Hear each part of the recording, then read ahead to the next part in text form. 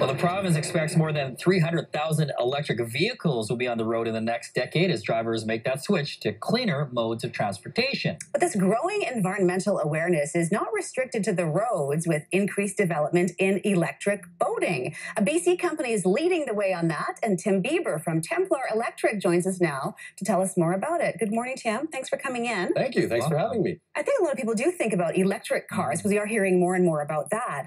Earlier this year, you launched the first electric boat in Western Canada. So what's the reaction to that been so far? Yeah, it's been very exciting.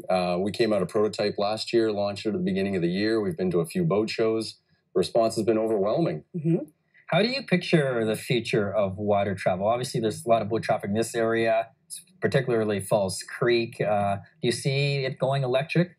100%, yes. I think the change from fossil fuel burning vehicles is now moving over to the marine space.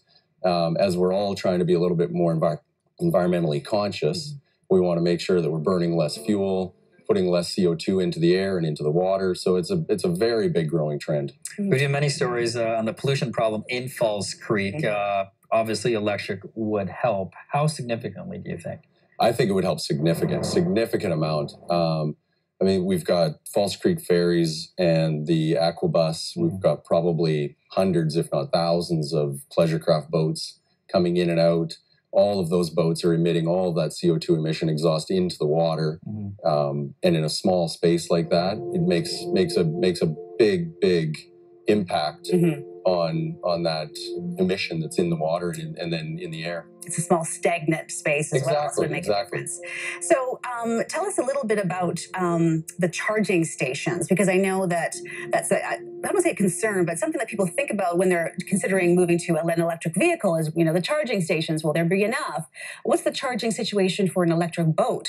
Yeah, so boats at this point have a smaller amount of battery capacity. So that's one key in making it easier. Plus, most marinas, any docks that you're at, have a standard household plug, either a 15 amp or a 30 amp shore power service. So that's what our chargers work off of.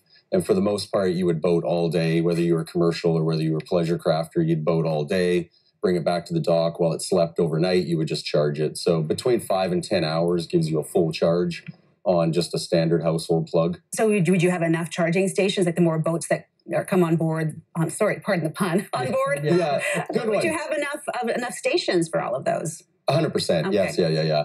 I think just like the vehicles on the road, it'll be a slower ramp up. Right now, all of the marinas have at minimum a 15 amp plug-in that would just be charging boats currently, a house battery.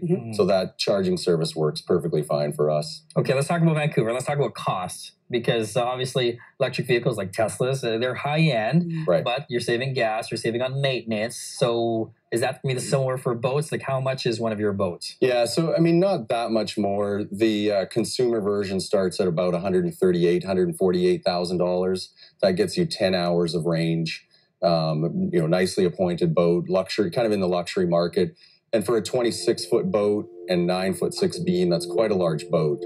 So the comparison in the gas world would be quite a similar cost. But ongoing cost, there's a huge difference. Ours costs about 10 cents per operating hour.